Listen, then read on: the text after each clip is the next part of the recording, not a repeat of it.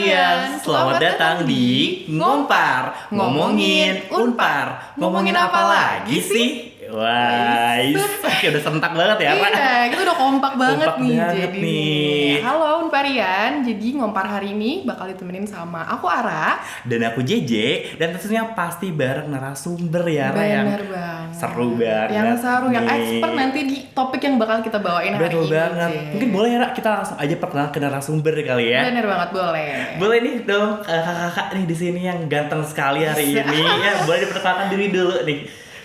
Gue dari kakak yang mana dulu? Dari aku dulu lah ya. Boleh. Oke teman-teman, perkenalkan nama aku Bintang dari Fakultas Hukum, jurusan Hukum. Sekarang mahasiswa angkatan 2021. Satu Oke. angkatan ternyata kita ya kayak. Kalau yang sebelahnya nih. Kalau kakak yang sebelahnya. Kalau ngomong angkatan memang Agak sensitif ya. Iya oke. Perkenalkan nama saya Leri, nama panjangnya Valeri Janu. Saya mengajar ya di Fakultas Hukum Unpar.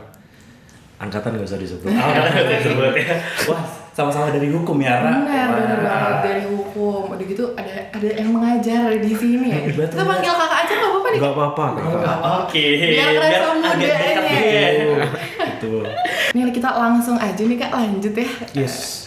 Kalau misalnya yang pertama nih, jadi menurut kakak-kakak pemilu ini tuh artinya gimana sih buat anak muda, dan itu tuh gimana pentingnya nih untuk kita generasi muda dan masyarakat mahasiswa khususnya kayak gitu. Gimana tuh Kak? Dari pemilih paling banyak dulu mungkin ya. Kalau pemilu, politik bagi anak muda, di sini aku sebetulnya mau coba gambarkan dulu anak-anak muda, khususnya tongkrongan-tongkrongan teman-teman aku, teman-teman sepermainan, gimana caranya mereka memandang pemilu ini dan memandang politik. Ada beberapa teman-teman yang memang sudah paham, ada beberapa teman-teman juga yang belum paham, bahkan ada teman-teman yang belum menentukan, gitu. Ada teman-teman yang sudah paham ini memang kebanyakan dari mereka memang mereka suka terhadap politik dan mereka tahu apa dampak kebijakan-kebijakan politik buat mereka. Nah, teman-teman yang nggak tahu biasanya karena mereka nggak tahu apa dampak politik buat mereka, tanpa tahu hal-hal yang mereka lakukan daily kayak gitu, sebetulnya ada juga pengaruh kebijakan politik di situ gitu. Gitu. Terus bagi teman-teman yang belum menentukan, mereka terlalu fokus di dalam dalam artian isu-isu yang dari isu-isu yang mereka ambil. Mungkin anak-anak hukum kan isunya banyak ya. Isunya banyak. Mereka terlalu fokus di situ. Tanpa tahu ternyata politik ini juga, kalau menurut saya, politik ini juga sedikitnya mempengaruhi situasi dan mempengaruhi hukum-hukum yang berlaku gitu, teman-teman. Oke, kalau nih dari kakak yang sebelahnya. Saya berusaha meresapi apa yang dikatakan Bintang ya. Oke. Dan sependapat ya, senada. Menurut saya juga kenapa penting, pertama jelas mungkin paling sering didengar oleh teman-teman. Tahun 2024 ini sebagai tahunnya anak muda, karena pemilih pemula Gen Z tadi itu akan menjadi yang mayoritas di sini. Ini momentumnya teman-teman yang muda itu pertama. Kedua adalah di satu sisi teknologi juga seperti yang dikatakan Bintang tadi, itu kan semacam simalakama ya. Kita bisa gunakan teknologi untuk meningkatkan partisipasi, tapi di satu sisi juga teknologi dan segala berita yang simpang siur itu bisa juga membuat orang semakin skeptis, apatis dengan isu-isu politik. Ngapain? Nggak ada pentingnya untuk diri sendiri. Nah, ini yang perlu dicermati. Mungkin ada banyak anak muda yang tadi bahasanya Bintang itu masih belum tertarik dengan politik. Betul. Karena nggak berdampak untuk dirinya sendiri. Nah, ini yang perlu dicermati. Kalau kita, misalnya saya itu ya, nggak suka dengan teman-teman gitu, atau sebaliknya teman-teman nggak suka sama saya, itu kan paling dampaknya di antara kita berdua aja ya. Saya nggak akan ganggu kamu, dan kamu jangan ganggu saya dong. Tapi kalau politik nggak gitu rumusnya. Saya nggak suka sama politik, tapi kayak gimana pun ceritanya nanti politik bakal ngerecokin hidup kita. Betul. Karena dia berhubungan dengan kebijakan ya. Iya. Kita nggak pilih ini sih itu, saya nggak mau tiga-tiganya. Tapi kan suatu hari nanti salah satu dari siapapun yang sekarang sedang berkontestasi itu akan berdampak sama hidup kita. Nah, itu yang perlu disadari bahwa ya suara kita itu penting dalam arti menentukan kehidupan bersama ini. Gitu kira-kira. Ya, Jadi penting banget ya, Ra. penting banget. Si politik terus pemilu itu buat kehidupan generasi muda ke depannya. Iya, karena kan kita lagi generasi masif berarti ya, Betul. Jay, ya Kak ya. Betul. Jadi nanti bahasanya suara kita tuh penting banget. Penting banget. Jadi bagaimana nanti kebijakan akan berlaku di Betul, satu suara itu sangat penting sekali buat menentukan kita nanti di masa depan bakal gimana ya. Karena tadi apa yang disebutkan Kak tuh satu suara kita nanti bakal berdampak ke depannya kayak gimana gitu ya. kebijakan-kebijakan Kebijakannya, nanti iya. dibuat ya. Iya. Entah siapapun itu yang nanti bakal jadi ya. Betul. Hai. betul. Nah, kita mundur dulu nih dikit ke demokrasi di Unpar nih. Menurut kakak sendiri nih, gimana partisipasi mereka dalam memberikan hak suaranya nih di pemilu PM kemarin? Gimana nih pendapatnya, Meli? Oke, ini saya agak mungkin karena tidak terlibat langsung di kegiatan karena tidak punya hak pilih ya sebagai mahasiswa, tapi geliatnya, semangatnya itu untuk berdemokrasi itu menurut saya cukup hidup. Ya, lingkungan yang paling terdekat tentu kami melihatnya di Fakultas Hukum ya. Semangat untuk kemudian terlibat dalam aktivitas politik, entah mencalonkan atau memberi suara, hadir di kampanye-kampanye itu terlihat sangat hidup. Dan itu yang menarik ya. Menarik itu dalam arti ternyata ada sekian banyak orang yang peduli dengan fakultas kan. Kontestasi itu kan harus dimaknai sebagai kesempatan untuk mengisi fungsi-fungsi yang seharusnya dijalankan untuk kepentingan bersama. Nah, jadi dari geliat demokrasi yang ada itu saya punya harapan anak muda itu sebetulnya nggak skeptis-skeptis amat dengan politik. Mereka tertarik kok dengan isu-isu politik. Dan itu sebagai sebuah laboratorium mini ya, sebelum tadi seperti teman-teman katakan, sebelum kita ngomong negara. Ini kan laboratorium di mana kita dilatih, belajar. Saya berbeda pilihan dengan teman-teman. Saya punya calon yang saya harus menangkan. Teman-teman juga punya calon yang harus dimenangkan. Nah, perbedaan-perbedaan itu kemudian harus dimaknai sebagai sebuah proses belajar. Dalam arti kan mengisi demokrasi itu ya justru dengan belajar menerima perbedaan-perbedaan itu. Dan itu ada di sini. Itu saya melihatnya dari sudut pandang itu ya. Ini bagus karena ya ternyata yang peduli banyak.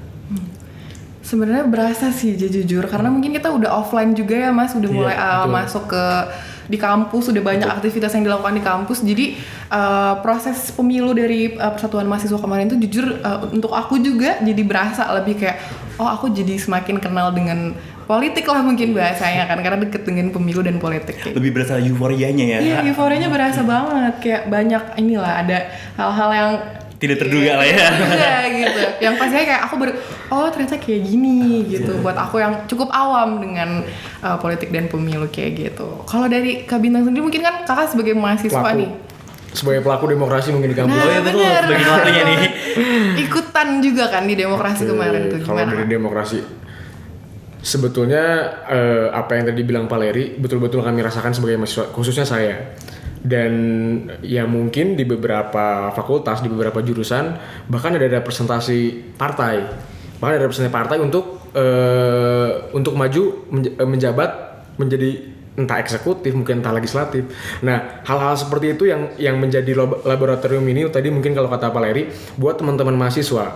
Karena teman-teman mahasiswa kalau misalnya mereka tidak ada, yang saya lihat kalau misalnya mereka tidak ada wadah atau tidak ada suatu badan yang menaungi mereka untuk ikut terlibat bareng-bareng untuk sadar bahwa politik itu penting, sepertinya mereka juga nggak akan sesemangat ini, nggak akan si euforia ini gitu.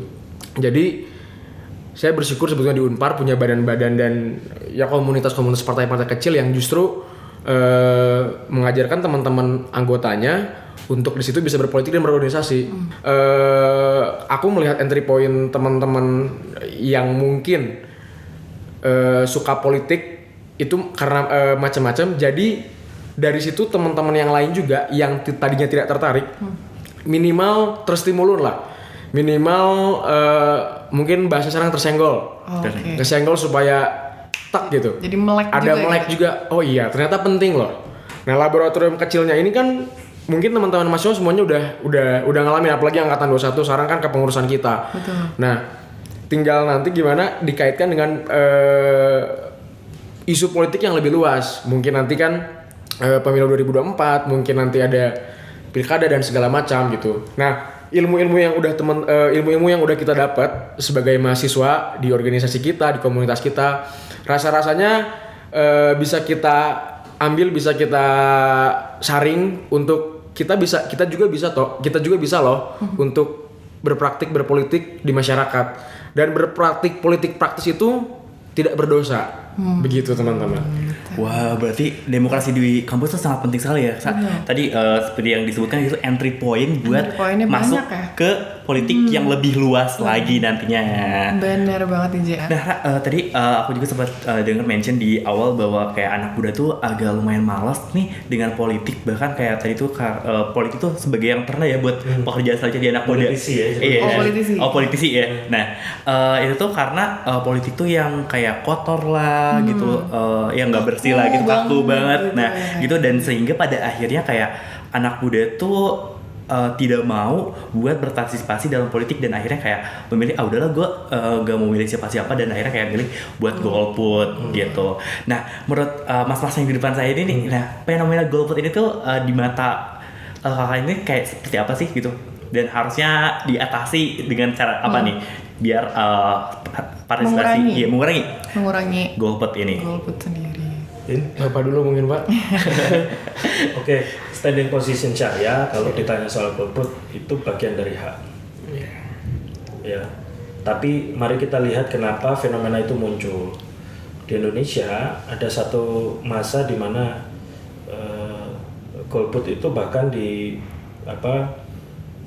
dalam tanda kutip itu menjadi sebuah gerakan ya.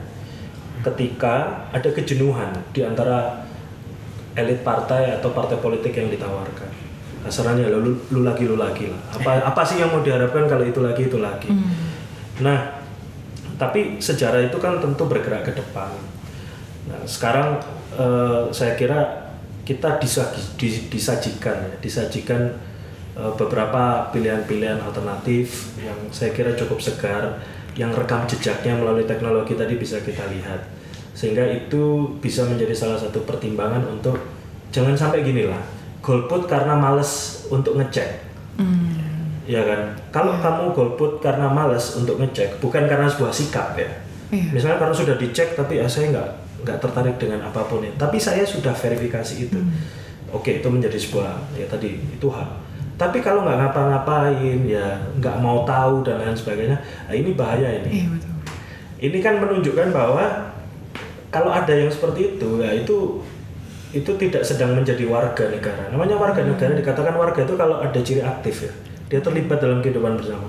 Tapi kalau nggak mau berkontribusi apa-apa, ya yang begini ini sekedar populasi di antara pulau-pulau aja, statistik aja dia, jumlah anak muda sekian banyak presentasenya, tapi tidak punya kesadaran menjadi warga, tidak aktif, tidak terlibat. Maka fenomena golput ya harus dimaknai, khususnya untuk sekarang ya, harus dilihat. Ya jangan-jangan beberapa teman itu ya memang tidak berusaha untuk mencari sesuatu dari alternatif calon yang ditawarkan. Di lain sisi itu juga harus dimaknai sebagai sebuah proses kritik terhadap proses demokrasi kita. Angka golput yang tinggi itu kan menandakan bisa jadi macam-macam, kekecewaan terhadap sistem, terus kemudian bentuk protes terhadap sistem. Tapi dalam konteks ini saya mengajak sebetulnya ke teman-teman, ya kita kan punya pilihan tuh mau mengutuk itu atau mau terlibat aktif tadi untuk menyuarakan sesuatu. Nggak harus jadi kader partai, terlibat aktif dalam pemilu, nyoblos, setelah itu terlibat aktif untuk menyuarakan atau menjadi mitranya negara dalam arti yang mengoreksi kalau ada yang salah, itu bagian dari aktivitas politik. Untuk bicara golput. Golput betul, tadi saya sangat setuju dengan Valeri, betul memang menjadi hak setiap orang, entah dia mau memilih atau tidak memilih. Cuman yang celaka adalah ketika orang golput sebetulnya bukan karena dia sudah cross check calon-calonnya, dia cross check calon pemimpinnya, tapi karena dia hanya malas, karena dia hanya menganggap politik itu tidak penting buat dia. Nah ini yang celaka gitu menurut saya, karena kalau kita hanya golput karena malas, ya tadi hanya jatuhnya mungkin kalau lebih ekstrim hanya jadi beban negara gitu. Gitu. Jangan sampai kayak gitu. Karena sekarang kan siapa sih anak-anak muda yang nggak pegang alat elektronik gitu kan? Bahkan sekarang banyak sosial media yang dijadikan ajang kampanye, TikTok, Instagram, Twitter YouTube, juga. Twitter. Nah bahkan kemarin kan setelah debat capres cawapres, Twitter tuh kan penuh diisi sama hashtag Trending ya. Bahkan di TikTok, mungkin kalau saya punya TikTok kebetulan teman-teman, Kita juga punya bahkan di TikTok di setiap FYP ya. FYP ya, betul. Betul. Di TikTok di setiap FYP saya isinya sekarang politik semua. Betul. Entah itu dipenuhi sama buzzer, terus akun partai, mungkin akun seseorang yang memang militan pemilih gitu. Kita sebenarnya bisa ngeliat dari itu. Tinggal nanti gimana caranya anak muda memilih dan memilah. Tinggal yang ini seperti ini, yang ini seperti ini, yang ini seperti ini. Sebetulnya udah banyak platform, udah banyak sarana yang ditawarkan buat anak muda. Tinggal gimana anak muda nyari. Bicara kalau misalnya kita bicara presiden, gampang kita nyari track recordnya. Tapi kan sekarang legislatif kan banyak. Bahkan bisa sampai nomor 17, sampai nomor berapa. Dan sekarang proporsional terbuka. Proporsional terbuka. Ketika kita ngelihat orang, ketika ngelihat nama dan muka di spanduk, di billboard gitu ya. Kita nggak tahu ini siapa, track recordnya apa, manfaatnya buat kita apa. Tapi karena kita nggak tahu dan kita nggak mau nyari, udah golput. Nah, jangan sampai kayak gitu, celaka teman-teman. Karena ketika kita punya kesadaran tadi, ketika kita punya kesadaran dan ketika kita punya kemauan untuk nyari, kita tuh sebetulnya sudah berkontribusi buat politik di Indonesia, buat kondisi situasi politik di Indonesia. Kita mau jadi yang seperti apa? Kita mau milih yang seperti apa? Jangan sampai memilih itu termakan hasutan dari cerita ikut-ikutan, FYP gitu ya. FYP euforia, tapi tanpa ngecek dulu track recordnya, apapun lah track recordnya, visi misinya apa yang sudah dikerjakan gitu. Jangan sampai kayak gitu. Nah makanya kenapa menurut saya ketika anak muda udah bisa mengakses itu semua, menurut saya tidak ada alasan kayaknya untuk anak muda golput gitu. Nah, salah satu cara ningkatin buat anak muda biar nggak golput tuh adalah dengan sesuatu yang menarik. Nah, karena mungkin saya baca mungkin beberapa di Twitter terus di TikTok yang menurut mereka tuh pemilu itu kayak nggak ideal gitu, kayak kurang buat mereka gitu, kayak bukan gue banget gitu. Belum relevan gitu. Ya. Nah, aku mau nanya juga nih, mungkin buat Kak Bintang dulu nih. Menurut Kak Bintang nih sebagai generasi muda, Kak Bintang tuh pemilu yang ideal buat generasi muda itu seperti apa sih? Pemilu yang ideal? Sebetulnya kalau untuk aku, anak muda melihat pemilu itu sebetulnya menjadi, kalau aku melihatnya sebagai salah satu sarana dan cara untuk kita memilih pemimpin bukan cuman buat tanggal 14 Februari nanti, tapi untuk 5 tahun ke depan itu. 14 Februari pun itu kalau jadi satu putaran. Kalau udah putaran kan masih harus kita milih lagi. Nah, menurut aku cara-cara kampanye dan cara-cara pendekatan orang-orang yang sudah paham politik terhadap anak-anak muda itu jadi sarana buat anak-anak muda biar tahu dan dekat dengan dunia politik itu pemilu tadi ya. Karena kan mau gimana pun bangsa ini juga berdirinya karena pemuda. Bahkan pemuda sendiri yang menginisiasikan gerakan-gerakan politik gitu. Ya terlepas baik buruknya, tapi menurut saya anak muda juga jangan sampai dijadikan objek politik gitu. Kita harus berperan, harus jadi subjek. Jangan cuman anak muda ini jadikan eksploitasi, dijadikan ladang buat eksploitasi. Sekarang teman-teman lihat banyak juga toh caleg-caleg muda yang ada di partai, baliho-baliho kan. Nah, jangan sampai anak-anak muda dieksploitasi hanya buat konten, hanya buat lucu-lucuan, tapi anak muda juga harus punya ide, harus terlibat masuk ke dalam dan ngerti tentang apa nih sebenarnya yang sedang terjadi gitu. Untuk pemilu yang ideal menurut aku adalah pemilu yang benar.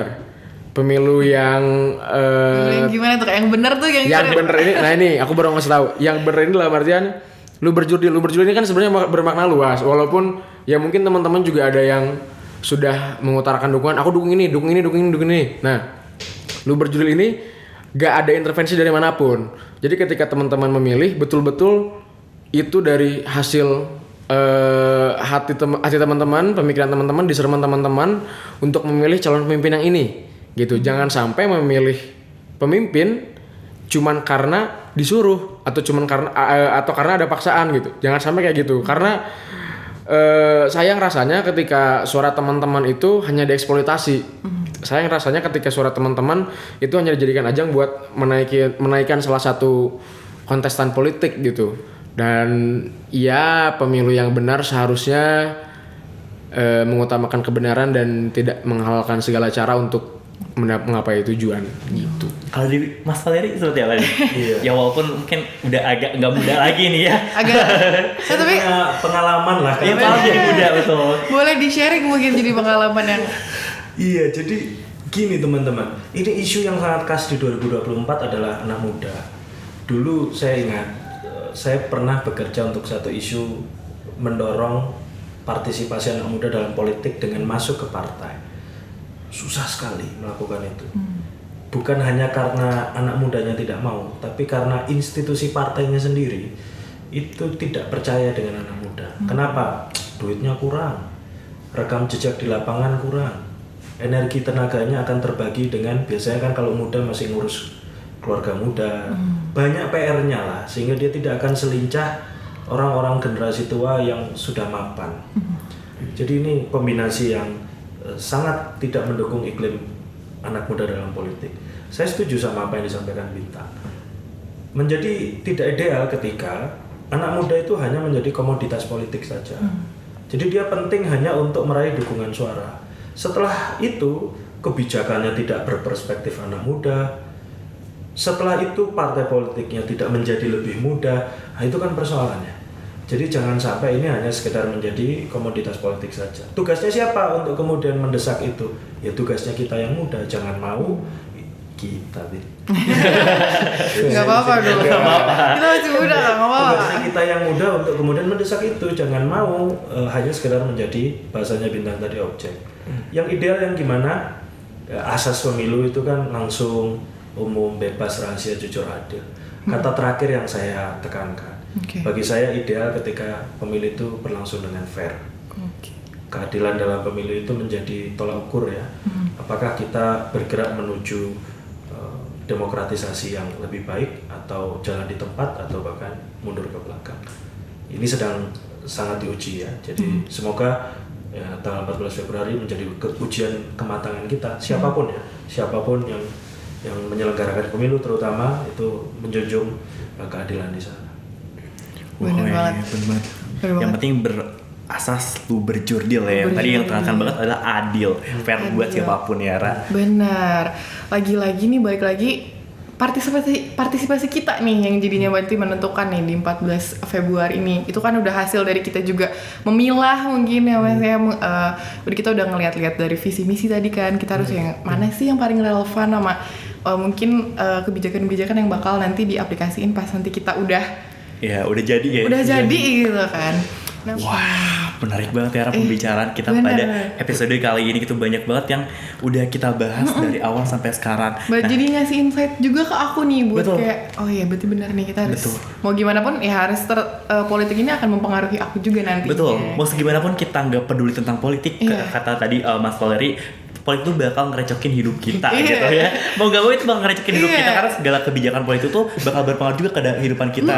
Kayak jadi tadi, mau gak mau kita juga harus berpartisipasi lah ya, Ra. Bener banget. Betul banget. Nah, gak kerasa nih kita ternyata udah ada di penghujung acara, di penghujung perbincangan kita ya pada episode kali ini. Pokoknya menarik banget dari kita dari awal sampai akhir. Dari mulai kita bahas tentang pentingnya pemilu ya, Ra, tadi politik. Terus juga tentang politik di kampus. Politik di kampus, terus ada tadi teknologi juga. Betul. Terus juga golput dan pada akhirnya kita akhirnya berpartisipasi buat kaula-kaula muda nih ada di dalam politik. Nah, aku mau ngucapin sekali lagi terima kasih kepada Mas Valeri dan Kak Bintang yang udah ngobrol-ngobrol bareng aku ya, JJ sama Ara di Ngompak episode kali ini.